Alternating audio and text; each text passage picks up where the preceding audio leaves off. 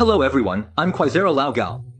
Today, we're going to talk about the Andromedans. Actually, their full name should be Extraterrestrials from the Andromeda galaxy.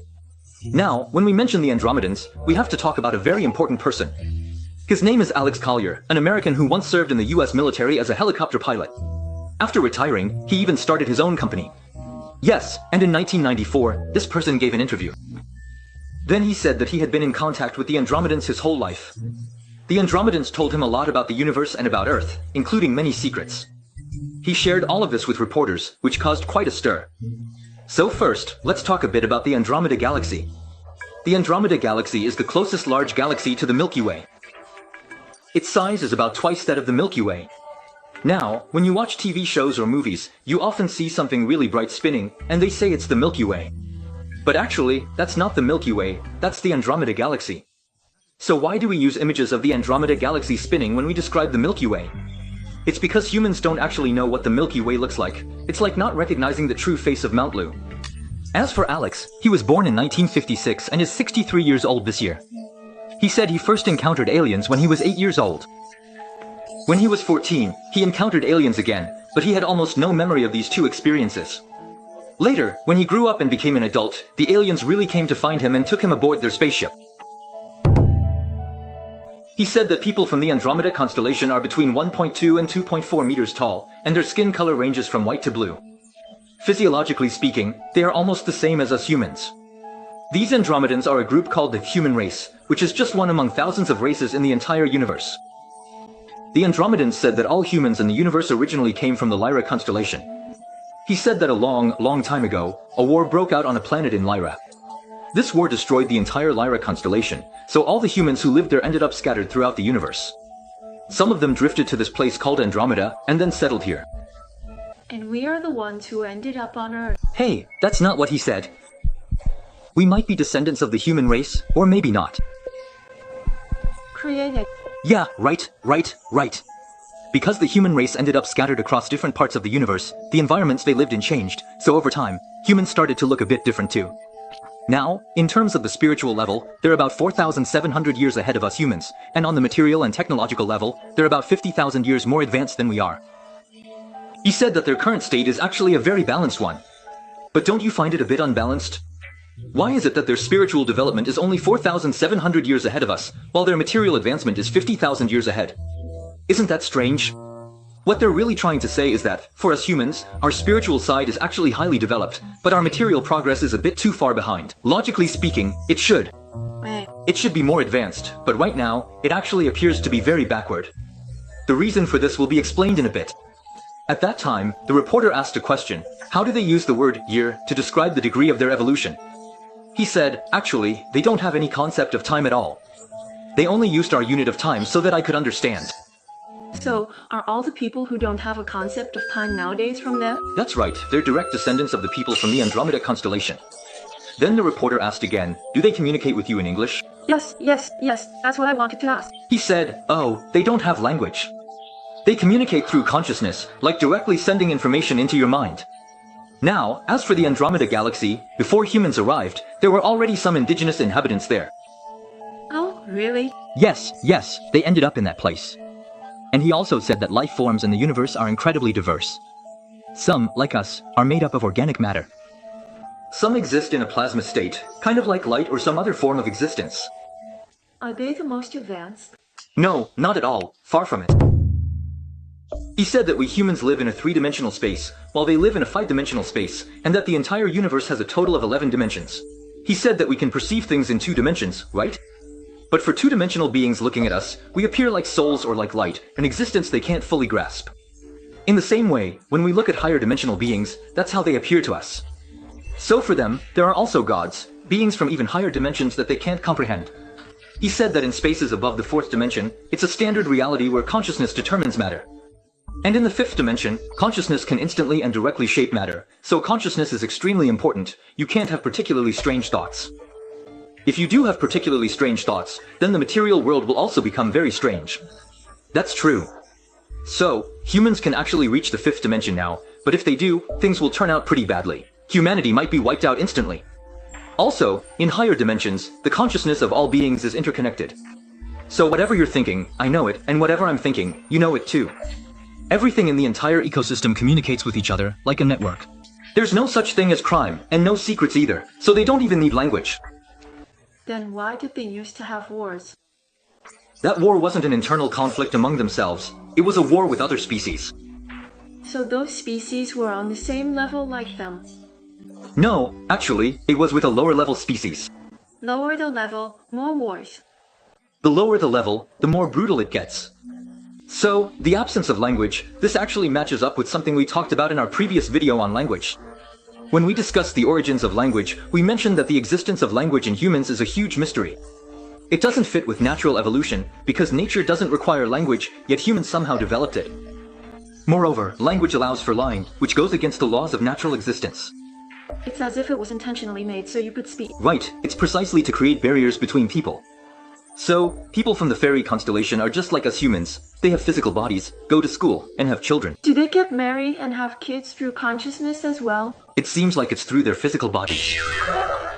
As for them, they place a great emphasis on education, and schooling lasts for 120 to 150 years.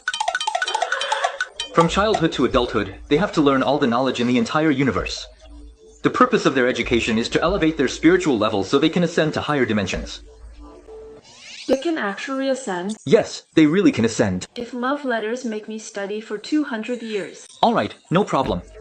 They basically don't have any particularly strong emotions. Then why do they get married and have children and still rely on their physical bodies for that? It's just to ensure the continuation of their species, so that as a whole, their race can ascend. They have a shared goal. Right, because their thoughts are interconnected. One person's goal is everyone's goal.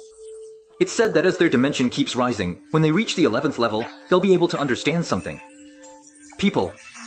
So, the 11th level? Yeah, that's right. Is it the 11th level after the 5th level? After the 5th level comes the 6th level. According to the people from the Pleiades, humans have the most intense emotional fluctuations in the universe. They said they've never seen anything as intense as humans, who can feel both anger and joy so strongly. So your emotions don't fluctuate? My emotions fluctuate less. You could level up. I want to, but if I level up, everyone will see me as more like a spirit. So sometimes those ghost photos you see might actually be someone from a higher level. Right. The ones we see and get scared of are actually more advanced than us. Then, judging by your emotional activity, you could basically drop 2 levels. So, as for people from the fairy star constellation, let me add that actually, emotions are not needed in advanced civilizations. No meaning. Yeah. It's interesting, you can't understand it yet. Right now, you're enjoying lower level emotions. If someone killed their whole family, could they really just watch calmly? Actually, back then, it was another race that invaded Lyra and wiped them all out. They just ran away, and nothing much happened. Why run? You shouldn't be emotionally affected. He did it for the survival of his race. All of his decisions were extremely rational. There was no hatred, like I have to fight back. He didn't have that. There shouldn't be hatred. There was no hatred. It's not a matter of should or shouldn't. And he also said that this advanced civilization accepts all beings in the universe and won't try to change them, unless it's necessary. What does necessary mean? It means if they threaten our survival, then we'll go and change them. Hey, so you can accept anything, huh? Actually, I'm a pretty picky person. I don't like people who are nice to everyone. Am I just too low level? Way too low level. If you go any lower, you'll really be at 0. So in his interview, there was a very important segment where he revealed a secret. He said that, actually, humanity is controlled by another alien race. This control supposedly began about 14,000 years ago, which was during the time of Atlantis. According to people from the Andromeda constellation, from an ecological perspective, there's no fundamental difference between humans on Earth and people from Andromeda. In other words, whatever they can do, we can do too. So, for example, communicating through consciousness, right? Actually, we humans inherently have this ability. Yes, exactly. After we humans were spiritually controlled by another race, we lost the ability to use those superpowers. Brain slapped. Yes, exactly. And also, the entire progress of technology has become extremely slow and difficult. Basically, the race controlling us keeps making us believe that we are merely material beings. Actually, the human race is a spiritual being. So, the specific method of control is, first, to separate us humans from nature, to build cities, and then to establish a very busy social system. This way, you're out early and back late every day. Whether you're going to school or to work, you're constantly busy, with hardly any time to think. To put it bluntly, it's just like being a robot.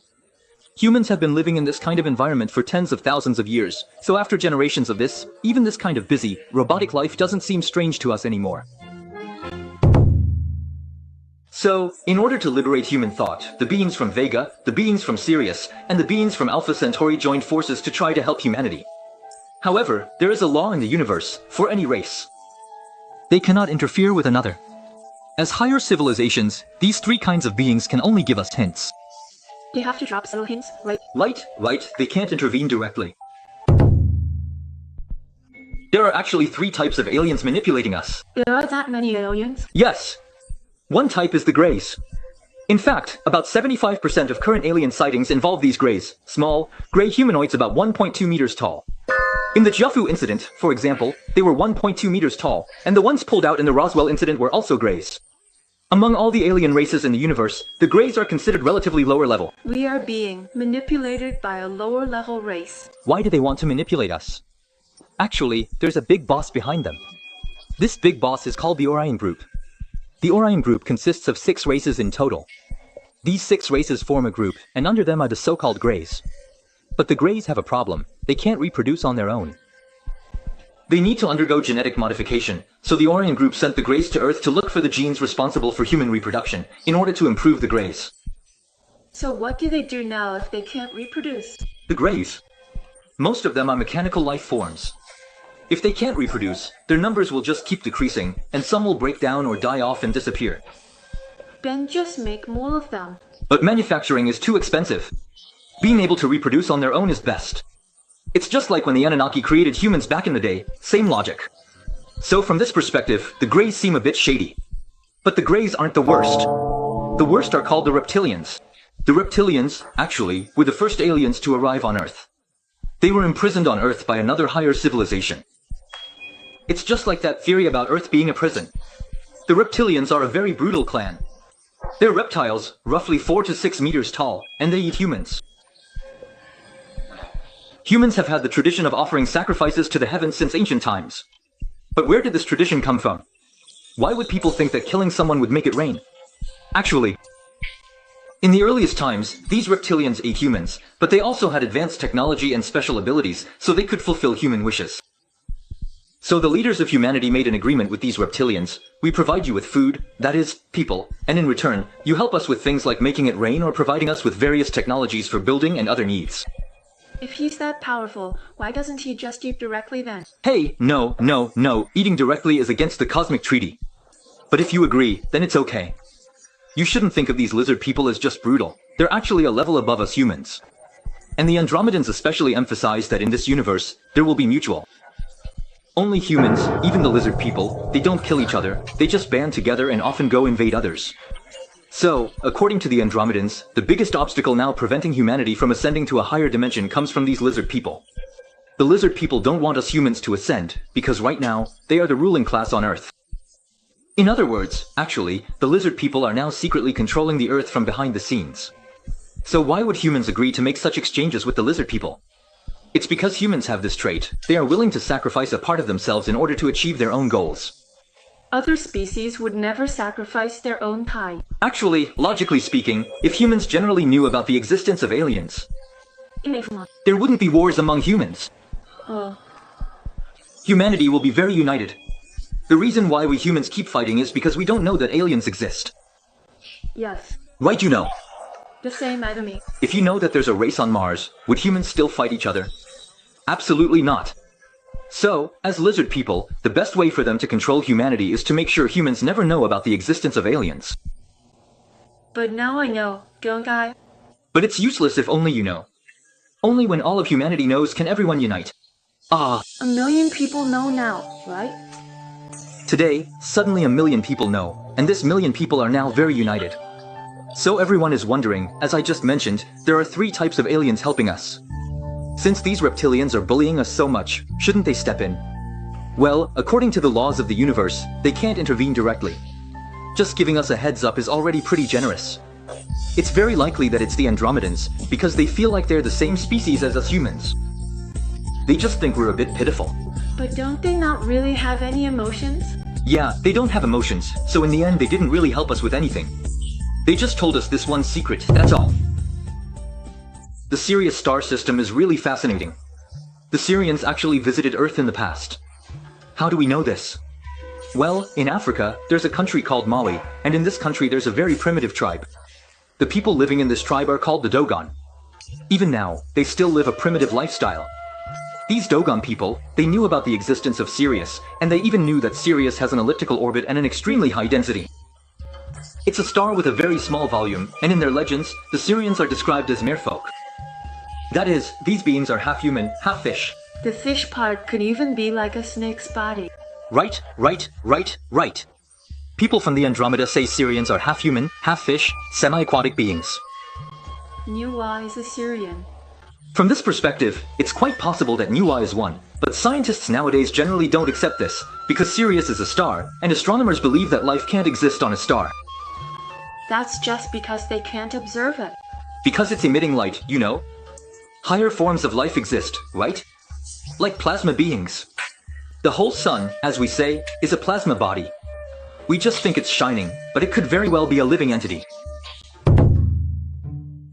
Actually, according to what he said, there were many alien races that once wanted to colonize Earth. At one point, there were as many as 2 or 3 different races colonizing Earth at the same time. Really? Yes, the earliest were reptilians. Later, other races withdrew, leaving only reptilians. Now, reptilians are still here, and Greys occasionally visit. We are at the very bottom of the hierarchy. Right, that's because our consciousness is being controlled. We kill each other. Actually, I think that if everyone on Earth knew about the existence of aliens, first of all, we wouldn't be killing each other anymore. Our goal would be to collectively become stronger than the other side. Trump and Kim Jong-un should just watch my channel. You wouldn't fight.